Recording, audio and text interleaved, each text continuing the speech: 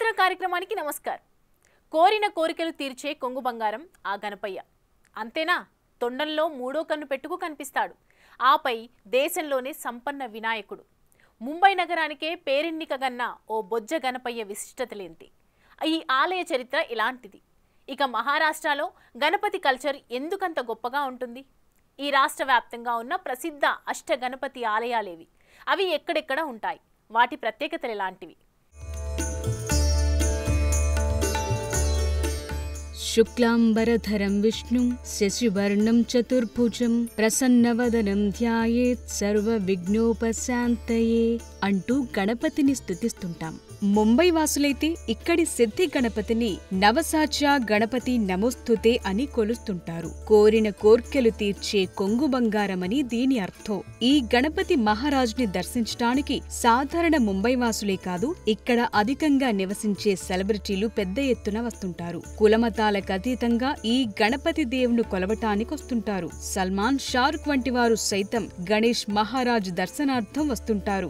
ముంబై సినీ జనానికి అత్యంత ఆరాధ్య దైవం ఇక్కడి సిద్ధి వినాయకుడు. అంతేనా, విదేశాల నుంచి కూడా ఇక్కడికి భక్తులు వస్తుంటారు. అంతటి పవర్ఫుల్ ఇక్కడి గణేష్ మహారాజ్.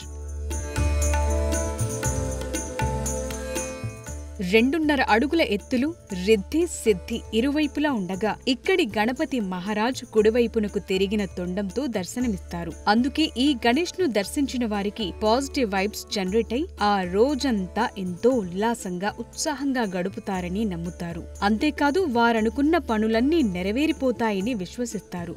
మరి ముఖ్యంగా మంగళవారం నాడైతే సుమారు 70,000 మంది వరకు భక్తులు సందర్శిస్తారంటే పరిస్థితేంటో అర్థం చేసుకోవచ్చు. అందుకే ముంబై వెళ్లిన వారిని సిద్ధి వినాయక్ దర్శన్ అయ్యిందా అని అడుగుతుంటారు. ఇక్కడి వినాయకుడి మరో ప్రత్యేకత ఏంటంటే తొండంలో మూడో కన్ను ఉండటం. మామూలుగా ఆ పరమేశ్వరుడికి మూడో కన్ను ఉంటుంది, కానీ ఇక్కడ మాత్రమే అరుదుగా ఆ ముక్కంటి అంశ పుణికిపుచ్చుకున్న వినాయకుడు త్రినేత్రుడై దర్శనమిస్తాడు. దీంతో ఇక్కడికొచ్చి తన భక్తుల అంతరంగమేంటో కనుగొని తద్వారా వారి వారి కోర్కెలను ఇట్టే నెరవేర్చుతాడని నమ్ముతారు. ఈ ఆలయ చరిత్ర 2 శతాబ్దాల పైన నాటిది. 1801 నవంబర్ 19న లక్ష్మణ్ వితు అనే కాంట్రాక్టర్ ఈ ఆలయం నిర్మించినట్టు తెలుస్తోంది. కట్టినప్పుడు ఈ ఆలయం ఎంతో చిన్నది, అంచెలంచెలుగా ఎదుగుతూ ప్రస్తుతం 6 అంతస్తుల మేర విస్తరించింది. ఆగ్రి సమాజ్కి చెందిన దూబే పాటిల్ అనే శ్రీమంతురాలు ఈ ఆలయాన్ని ఇంతగా విస్తరించినట్టు చెప్తారు. పిల్లలు కలగని మహిళలు ఇక్కడికొచ్చి ఈ సిద్ధి వినాయకుణ్ణి మొక్కితే వారికి తప్పనిసరిగా పిల్లలు పుడతారని విశ్వసిస్తారు. గోకులాష్టమి తరువాత ముంబైలో గణేష్ చతుర్థి కోలాహలం మొదలైనట్టే ఇక సిద్ధి వినాయక్ దేవాలయంలో సందడే సందడి. దీంతో భక్తులు విరివిగా విరాళాలిస్తుంటారు. కేవలం ఫిక్స్డ్ డిపాజిట్ల రూపంలో ఈ ఆలయానికి 150 కోట్ల రూపాయల మేర నిధులున్నాయంటే పరిస్థితేంటో అర్థం చేసుకోవచ్చు. అంతేకాదు ఈ ఆలయానికి సుమారు 350 కోట్ల రూపాయల మేర ఆస్తులున్నాయి. 1952లో ఈ ఆలయానికి దగ్గర్లో హనుమంతుడి విగ్రహం కనిపించింది. ఇది గమనించిన భక్తులు వెంటనే ఆలయ ప్రధానార్చకుడికి సమాచారమిచ్చారు. దీంతో పూజారి ఆ హనుమాన్ విగ్రహాన్ని ఆలయంలో ప్రతిష్ఠించారు. నాటి నుంచి ఇక్కడ వినాయకుడి విగ్రహంతో పాటు హనుమాన్ విగ్రహం కూడా పూజలందుకుంటూ వస్తోంది. ఈ ఆలయంలో వినాయకుడికి ఎదురుగా మూషికం ఉంటుంది. వెండితో చేసిన ఈ మూషిక విగ్రహం రాత్రిపూట వినాయకుడి దగ్గరికెళ్లి గుసగుసలాడుతుందని నమ్ముతారు. అందుకే ఈ మూషికానికి తమ తమ సమస్యలు చెప్పుకుంటారు భక్తులు. ఈ మూషికం తమ కష్టాలను స్వామివారికి విన్నవిస్తుందన్న నమ్మకంతో ఇలా చేస్తుంటారట భక్తజనులు.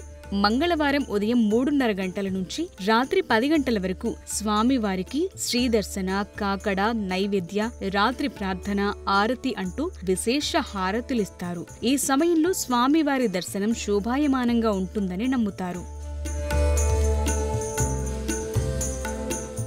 తమిళనాడు తరువాత ఆ స్థాయిలో గణపతి ఆరాధన జరిగే రాష్ట్రం మహారాష్ట్ర. ఈ రాష్ట్రంలో అష్టగణపతి ఆలయాల సముదాయం సుప్రసిద్ధం. ఈ స్వయంభూ ఆలయాలను దర్శించడం వల్ల సర్వపాపహరం, సకల శుభకరంగా భావిస్తారు. ఇందులో మొదట దర్శించాల్సిన క్షేత్రం మయూర గణపతి క్షేత్రం. ఇది బారామతి తాలూకా మోర్గావ్లో ఉంటుంది. ఇక్కడ విచిత్రంగా వినాయకుడు మయూర వాహనంపై దర్శనమిస్తారు. పూర్వం సింధూరాసురుడు అనే రాక్షసుని మయూర వాహనంపై వచ్చి సంహరించాడట వినాయకుడు. ఈ ఆలయం మరో విశేషం, ఇది 4 వైపులా మినార్లతో ఒక మసీదులా కనిపిస్తుంది. తురుష్కుల నుంచి కాపాడ్డానికి ఆలయాన్ని అలా నిర్మించినట్టు చెప్తారు.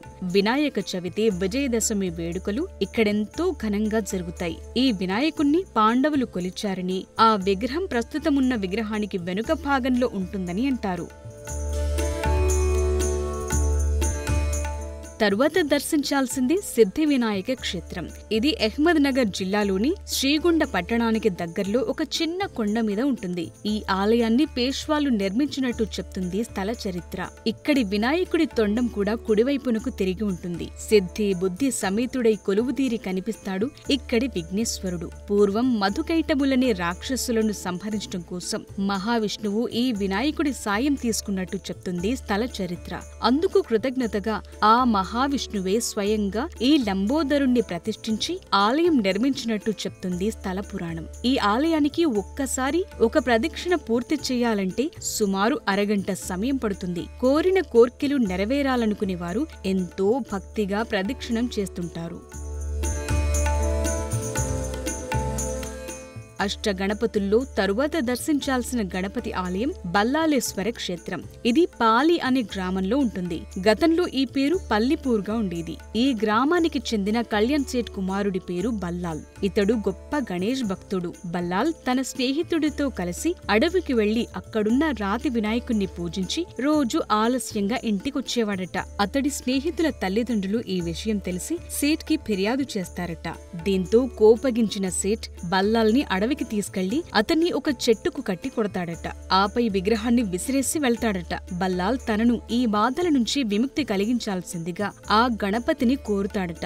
దీంతో ప్రత్యక్షమైన వినాయకుడు బల్లాల్ కట్టు విడిపించి ఏం కావాలో కోరుకోమంటాడట. అయితే ఈ రాతిలోనే నువ్వుండాలని బల్లాల్ కోరుకుంటాడట. దీంతో వినాయకుడు ఆ రాతి విగ్రహంలో ఐక్యమయ్యాడట. ప్రస్తుతం ఆలయంలోని విగ్రహం అదే. ఈ ఆలయాన్ని చెక్కతో నిర్మించారు. అయితే ఈ ఆలయం వెనుక దుండి వినాయక విగ్రహం ఉంటుంది. అదే బల్లాల్ తండ్రి విసిరిన రాతి విగ్రహం. భక్తులు ముందు దుండి వినాయక దర్శనం చేసి ఆ తరువాత బల్లాలేశ్వర్ని దర్శిస్తారు. ఇక్కడ బల్లాల్ని కాపాడ్డానికి వినాయకుడు రావటం వల్లే బల్లాలేశ్వర్ అని పేరొచ్చినట్టు చెప్తుంది ఆలయ చరిత్ర.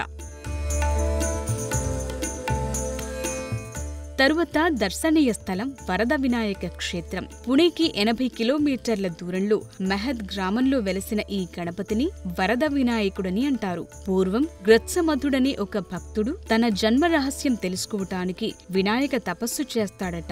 వినాయకుడు ప్రత్యక్షమై ఏం కావాలో కోరుకోమంటాడట. అందరి పాపాలు తొలగేలా నువ్విక్కడే కొలువుదీరాలని కోరుకుంటాడట ఆ మహాభక్తుడు. దీంతో ఇక్కడ స్వయంభుగా కొలువుదీరాడట వరద వినాయకుడు. ఈ ఆలయంలోని దీపం 1892 నుంచి వెలుగుతూనే ఉండటం విశేషం. ఈ స్వామిని భక్తులు తాకి మరీ దర్శనం చేసుకోవటం మరో విశేషం.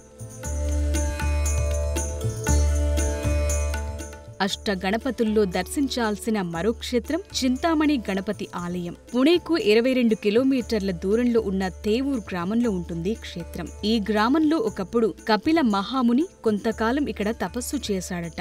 ఆయన దగ్గర భక్తుల కోరికలు తీర్చే చింతామణి అనే మణి ఉండేదట. ఓసారి ఈ ప్రాంతాన్ని పాలించే అభిజిత్ మహారాజు కుమారుడు గుణ కపిల మహర్షి ఆశ్రమానికొచ్చి ఆ మణిని తిరస్కరిస్తాడట. కపిల మహర్షి గణపతి సాయంతో ఆ రాజును జయించి ఆ మణిని తిరిగి పొందుతాడట. ఆ కృతజ్ఞత కొద్దీ దాన్ని గణపతి మెడలో అలంకరిస్తాడట. నాటి నుంచి ఈ గ్రామం కదంబనగర్ గాను, ఈ స్వామి చింతామణి గణపతిగాను ప్రసిద్ధి పొందాడట. ఈ ఆలయాన్ని కూడా పేష్వాల కాలంలోనే నిర్మించారు. గిరిజాత్మాత్ వినాయక క్షేత్రం. పుణేకు 90 కిలోమీటర్ల దూరంలో గల లేన్యాది పర్వతంపై బౌద్ధ గుహల మధ్యన ఉన్న ఆలయమే గిరిజాత్మత్ వినాయక ఆలయం. పార్వతీదేవి సంతానం కోసం ఇక్కడ 12 సంవత్సరాలు తపస్సు చేసిన తరువాతే నలుగురు పిండితో చేసిన బాలగణపతికి ప్రాణం పోసిందని అంటారు. తనకు కౌమారప్రాయం వచ్చే వరకు గణపతి తన తల్లితో కలిసి ఇక్కడే ఉన్నాడని పురాణ కథనం. ఈ గణపతి అచ్చు నలుగుపిండితో చేసినట్టే రూపురేఖలు స్పష్టంగా కనిపించకుండా ఉంటాయి. ఈ గణపతిని దర్శించాలంటే 307 మెట్లెక్కాలి. స్తంభాలు లేకుండా కేవలం ఏకశిలని ఆలయంగా మలచి మెట్లు నిర్మించారు. విద్యుత్ దీపాల అవసరం లేకుండా పగటి వేళలో సూర్యకిరణాలు ఆలయంలో పడేలా నిర్మించడం చేత ఈ స్వామిని స్పష్టంగా దర్శించవచ్చు. అదే ఈ ఆలయం ప్రత్యేకత. విఘ్నహార్ వినాయక ఆలయం ఓఝూర్ పట్టణంలో కుకడి నది ఒడ్డున ఉంటుంది ఆలయం. ఇక్కడి వినాయకుడు సిద్ధి బుద్ధి సమేతుడై కొలువుదీరి ఉంటాడు. పూర్వం ఈ ప్రాంతంలో విఘ్నసురుడు అనే రాక్షసుడు మునులను హింసిస్తుంటే వారు వినాయకుణ్ణి ప్రార్థించారట. వారి మొర ఆలకించిన ఏకదంతుడు చాలా కాలం ఇక్కడ రాక్షసుడితో యుద్ధం చేశాడట. వినాయకుణ్ణి గెలవటం తన వల్ల కాదని గ్రహించిన ఆ రాక్షసుడు వినాయకుణ్ణి శరణు కోరుతాడట. తన పేరు మీద నీవు ఇక్కడే కొలువుదీరాలని ఆ రాక్షసుడు కోరుకుంటాడట. వినాయకుడు సైతం అతడి కోరిక మన్నిస్తాడట. అందుకే ఈ స్వామిని విఘ్నహార్ వినాయక్ అంటారు. అప్పట్లో ఈ స్వామికి మునులే ఆలయం కట్టించారట. తరువాతి కాలంలో చిమాజీ ఆలయాన్ని పునర్నిర్మించాడట. బంగారు పూతతో మిలమిలా మెరిసే ఈ ఆలయ శిఖరం చూపరులను విశేషంగా ఆకట్టుకుంటుంది.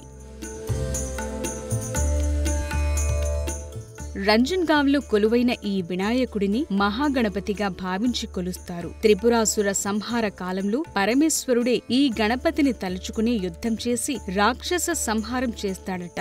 అందుకు ప్రతిగా శివుడే ఈ మహాగణపతిని ఇక్కడ ప్రతిష్ఠించాడని చెప్తుంది గణేశ పురాణం.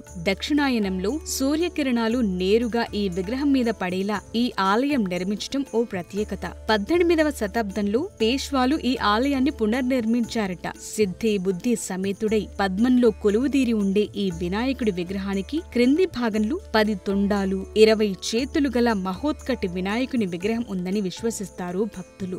ఈ 8 వినాయక క్షేత్రాల్లోనూ అర్చనలు, అభిషేకాలు, ప్రసాద వితరణలు ఒకే విధంగా ఉంటాయి. మహాగణపతిని దర్శించుకున్నాక తిరిగి మయూరేశ్వరిని దర్శిస్తేనే అష్టగణపతి యాత్ర పరిపూర్ణమవుతుందని చెప్తారు పండితులు.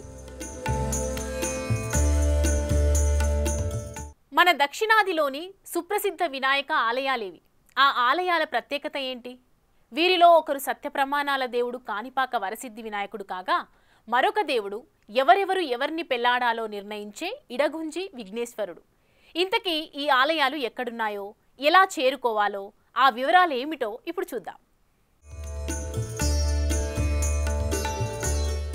ఒకరు నిజం చెప్తున్నారా అబద్ధం చెప్తున్నారా తేల్చుకునేందుకు నేడు కొందరు లై డిటెక్టర్లను ఆశ్రయిస్తుంటారు. కానీ ఈ ప్రాంతంలో మాత్రం నిజానిజాలను నిగ్గు తేల్చేందుకు కాణిపాకం వెళదామంటారు. వారిలో రాజకీయ ప్రముఖులుంటారు, మందు సిగరెట్ బారిన పడ్డ వ్యసనపరులు ఉంటారు. వీరు ఇక్కడికొచ్చి స్వామి పుష్కరిణిలో స్నానం చేసి సత్య ప్రమాణాలు చేస్తుంటారు. తద్వారా వారు ఆయా అలవాట్లు వ్యసనాలు మానుకున్నట్లు చెప్తుంటారు. అంతేకాదు కొందరు నిజం చెప్తున్నారా లేదా అన్నది తెలుసుకోవటానికి ఇక్కడికొచ్చి ప్రమాణం చేయటాన్నొక ప్రామాణికంగా తీసుకుంటూ ఉంటారు. అందుకే కొందరు రాజకీయ ప్రముఖులు దమ్ముంటే కాణిపాకం వచ్చి ప్రమాణం చేస్తావా అంటూ సవాళ్లు విసురుతుంటారు.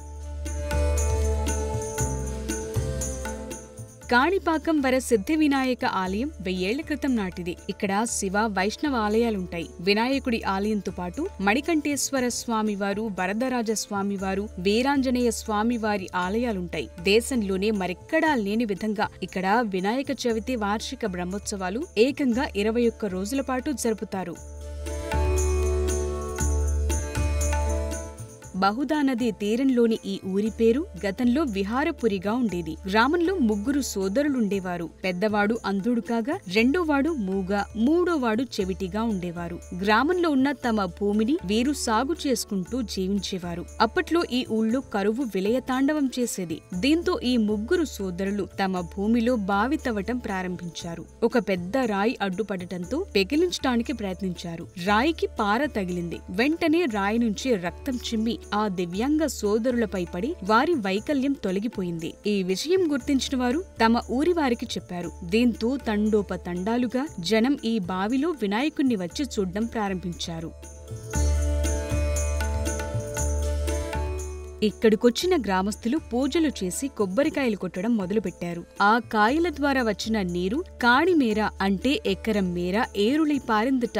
దీంతో తమిళంలో కాణిపారకం అనే మాట వినవచ్చింది. దాన్ని కాలక్రమేణా కాణిపాకంగా పిలవటం మొదలైంది. అలా విహారపురం కాస్త కాణిపాకంగా రూపాంతరం చెందింది. ఇదిలా ఉంటే బావిలో ఉద్భవించిన బొజ్జ గణపయ్య నానాటికి పెరుగుతూ రావటం మరో విశేషం. కాణిపాకం సత్యదేవుడనటానికి మరో నిదర్శనం ఇక్కడ స్వామివారి విగ్రహం ఎదుగుదల. ఈ ఆలయానికి వెళ్లిన భక్తులు ఈ విషయం స్పష్టంగా గుర్తించవచ్చు. స్వామివారికి తొడిగిన వెండి తొడుగులు గత కొంతకాలం నుంచి ఇప్పటి వరకు చూస్తే వాటి పరిణామాల పెరుగుదల స్పష్టంగా దర్శనమిస్తుంది. దీన్ని బట్టి కాణిపాకం వినాయకుడు ఎంతటి సత్యదేవుడో తెలుసుకోవచ్చని అంటారు భక్తజనులు. వినాయక చవితి వస్తుందంటే తెలుగు రాష్ట్రాల్లో ప్రముఖంగా వినిపించే పేరు కాణిపాకమే. ఈ ఆలయం చేరుకోవటానికి రైలు, రోడ్డు, విమాన మార్గాలు పుష్కలంగా ఉన్నాయి. విమానంలో వచ్చేవారు తిరుపతి విమానాశ్రయానికి చేరుకుంటే సరిపోతుంది. ఇక్కడి నుంచి కాణిపాకం ఆలయం 82 కిలోమీటర్ల దూరం ఉంటుంది. ఆపై చిత్తూరు రైల్వే స్టేషన్ కు చేరుకుంటే ఈ ఆలయం 12 కిలోమీటర్ల దూరం మాత్రమే ఉంటుంది. తిరుపతి లేదా చిత్తూరుకు బస్లో చేరుకున్నా ఆపై ఈ ఆలయం చేరుకోవటం తేలిక. మామూలుగా వినాయకుణ్ణి చతుర్భుజం ప్రసన్నవదనం అంటుంటారు. కానీ ఇడగుంజిలోని వినాయకుడికి మాత్రం కేవలం 2 చేతులు మాత్రమే ఉంటాయి. విఘ్నాలు తొలగించే గణపతికి ఇక్కడ పెళ్లిళ్ల పేరయ్యగానూ పేరుంది. ఉత్తర కర్ణాటకలోని హెన్నావరంలోని ఈ స్వామివారు పెళ్లిళ్ల స్పెషలిస్ట్. ఏకదంతం, చతుర్భుజం, మూషిక వాహనంగా దర్శనమిచ్చే గణపతి ఇక్కడ మాత్రం అవేవీ లేకుండా నేనొచ్చింది ఇక్కడ ఎవరెవర్ని పెళ్లాడాలో తెలియచేయటానికన్నట్టు కనిపిస్తారు. ఒక చేతిలో పద్మం, మరో చేతిలో లడ్డూతో చాలా సింపుల్ గా కనిపిస్తాడీ తొలి పూజల దేవుడు. ఇంకా విశేషమేంటంటే ఈ స్వామివారికి కనీసం ఎలుక వాహనం కూడా ఉండదు.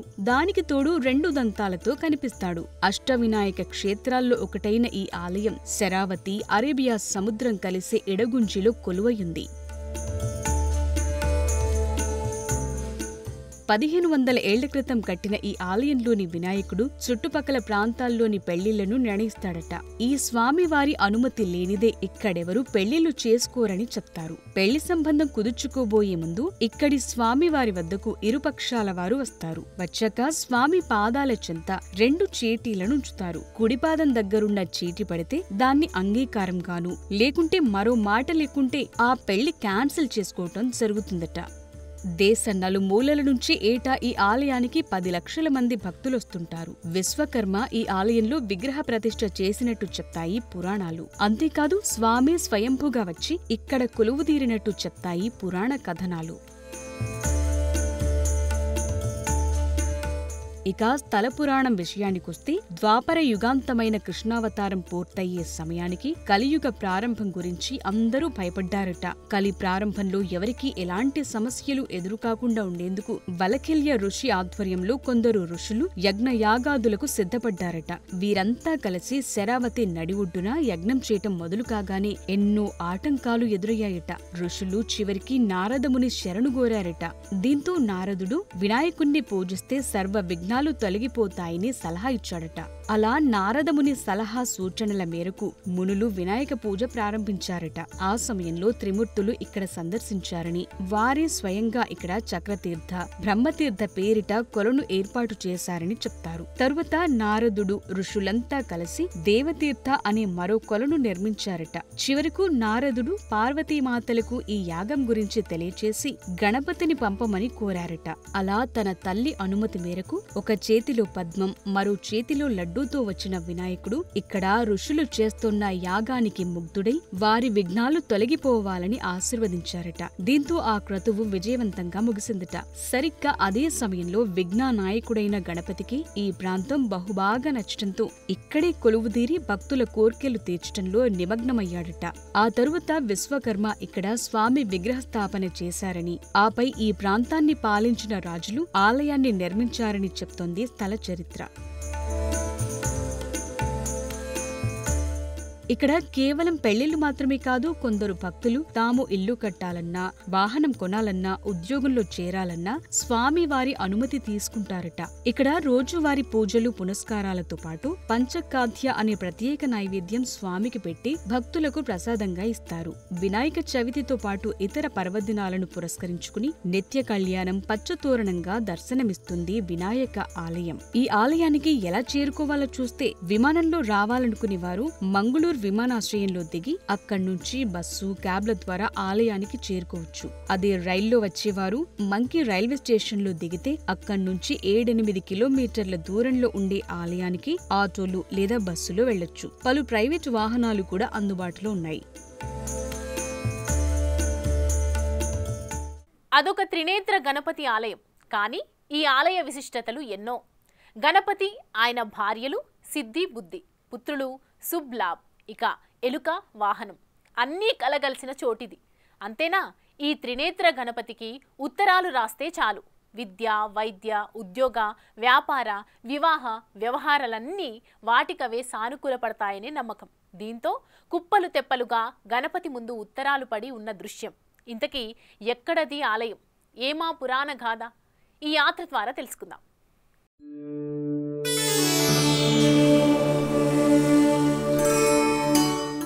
ఇప్పటి వరకు మనమంతా ఆయా ఆలయాలకు వెళ్లి పూజలు చేసి మొక్కులు చెల్లిస్తే కోరికలు తీర్చే దేవుళ్ల గురించి మాత్రమే తెలుసుకుని ఉంటాం.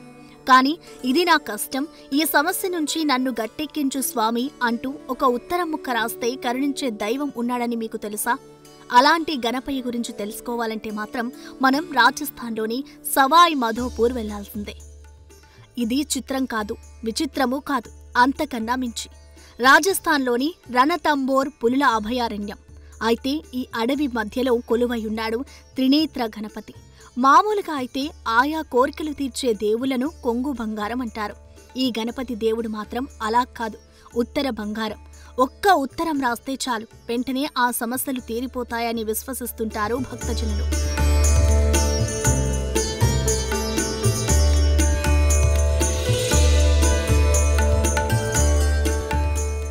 జైపూర్ నుంచి 150 కిలోమీటర్ల దూరంలో సవాయ్ మాధోపూర్ జిల్లా రణతంబోర్ కోటలో ఉంది మహిమాన్విత క్షేత్రం. అరావలి, వింధ్య పర్వత సానువులు కలిసే చోట 1550 అడుగుల ఎత్తులో కొలువుదీరింది ఆలయం. ఇక్కడ మరో విచిత్రం ఏంటంటే, 1000 ఏళ్ల ఈ గణపతి ఆలయంలో ఆయన 2 భార్యలు సిద్ధి, బుద్ధి, కుమారులు శుభ్లా విగ్రహాలు సైతం ఉంటాయి. ఇక ఎలుక వాహనం కూడా వెనుక వైపున ఉంటుంది. దేశంలో స్వయంభుగా కొలువైన వినాయక విగ్రహాల్లోనే ఇది మొదటిగా చెబుతారు. దేశ ప్రాచీన ఆలయాల్లో ఇది ఒకటిగా భావిస్తారు. రామాయణ, మహాభారత కాలాల్లోనూ ఈ ఆలయ ప్రస్తావన కనిపిస్తుందని చెబుతారు ఇక్కడి పండితులు. కృష్ణుడు రుక్మిణీ దేవిని వివాహం చేసుకోవడానికి వెళుతూ గణేశుడిని ఆహ్వానించడం మరిచిపోయాడట. తర్వాత ఎలుక వచ్చి రథం చుట్టూ భూమి తవ్విందట. అప్పుడు నారదుడు వినాయకుడికి ఆహ్వానం పంపమని గుర్తు చేశాడట. తర్వాత రణతంబూర్ గణేశుడికి శ్రీకృష్ణుడు ఆహ్వానం పంపాడట. ఆ తర్వాత రథం ముందుకు కదిలిందట. అప్పటి నుంచి ఉత్తరాల ద్వారా ఇక్కడి గణేశుడు విఘ్నాలు తొలగిస్తాడన్న నమ్మకం ప్రబలింది.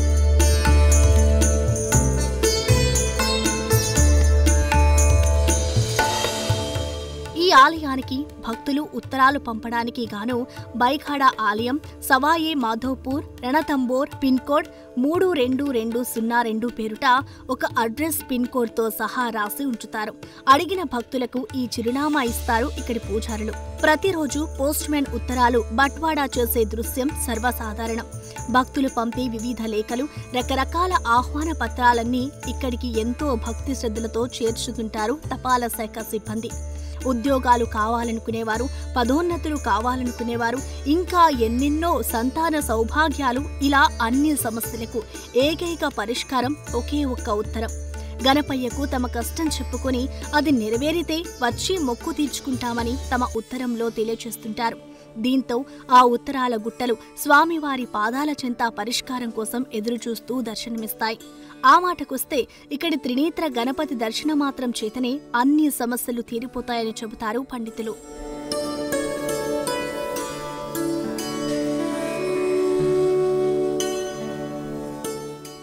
రణతంబోర్ రాజైన హమీర్ దేవ్ 10వ శతాబ్దంలో ఈ ఆలయం నిర్మించారట. రాజా హమీర్ దేవ్ అల్లా ఉద్దీన్ ఖిల్జీతో విరోచితంగా పోరాడినట్లు చెబుతారు. ఆ యుద్ధ సమయంలో ఒకరోజు గణేశుడు రాజు కలలోకి వచ్చి వరం ఇచ్చాడట. ఆ వరం కారణంగా రాజు విజయం సాధించాడట. ఆ తర్వాత రాజా హమీర్ కోట లోపల ఈ గణేశ ఆలయం నిర్మించాడని చెబుతుంది స్థల చరిత్ర.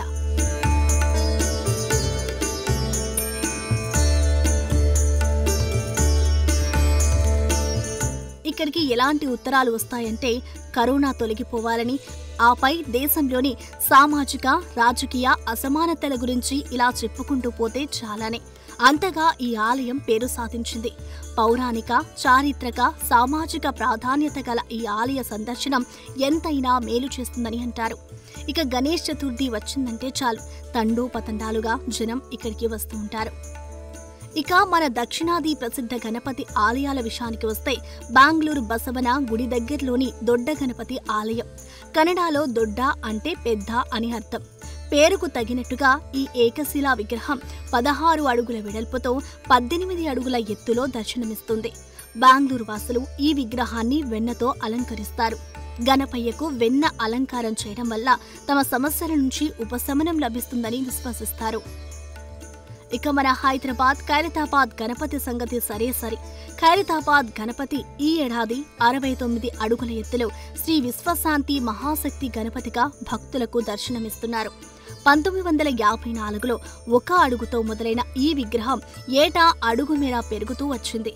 ఈ ఏడాదికది 69 అడుగులకు చేరుకుంది.